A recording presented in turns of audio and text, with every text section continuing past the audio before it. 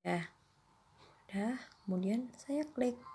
Jika penambahan jumlah positif COVID-19 secara nasional, apakah Jawa Tengah juga akan melakukan PSBB ketat? Kita akan tanyakan langsung ke Gubernur Jawa Tengah, ada Pak Ganjar.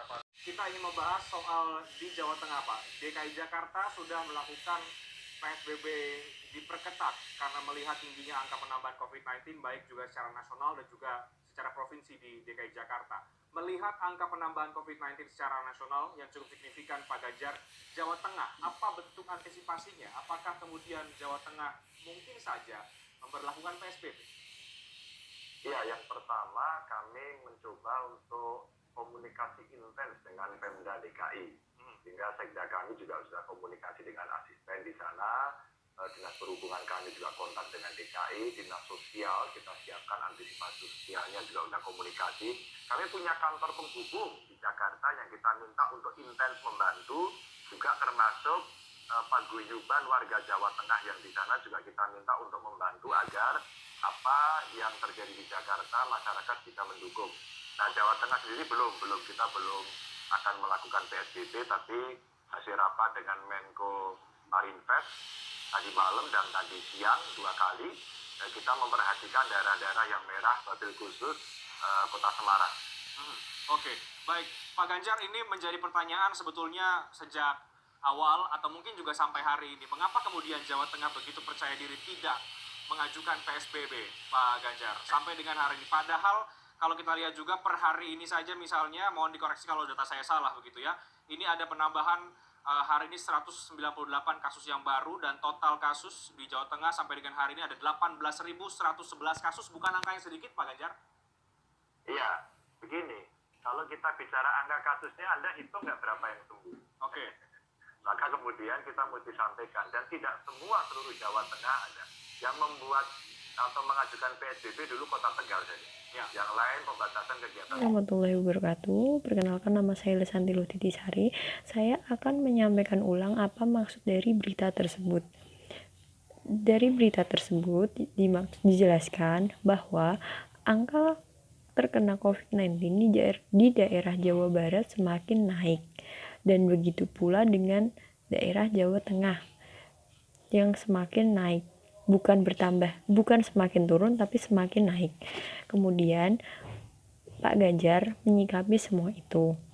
Yang pertama, Pak Ganjar akan meminta bantuan kepada DKI Jakarta untuk hal tersebut. Yang kedua, masyarakat yang berada di daerah DKI Jakarta, masyarakat Jawa Tengah yang berada di daerah Jawa Barat diharapkan bisa membantu dengan yang sebisanya. Kemudian yang ketiga, Pak Ganjar masih memantau daerah-daerah zona merah yang berada di Jawa Tengah. Diharapkan semua masyarakat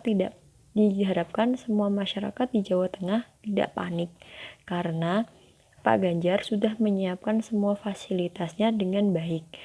Yang membatasi PSBB dahulu itu Kota Tegal, bukan Kota Jawa Tengah. Kota Jawa Tengah menyikapi pembatasan sosial, bukan menutup kota selayaknya.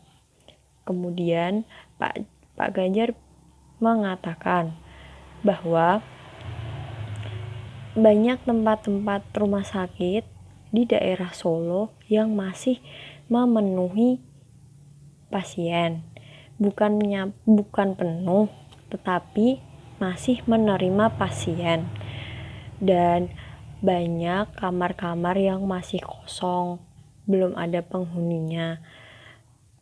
Pak Ganjar menyarankan agar kita selalu menjaga batas sosial dan menjaga diri kita sendiri agar tidak pergi kemana-mana, menetap di rumah, dan diingat karena angka kematian COVID-19 semakin bertambah.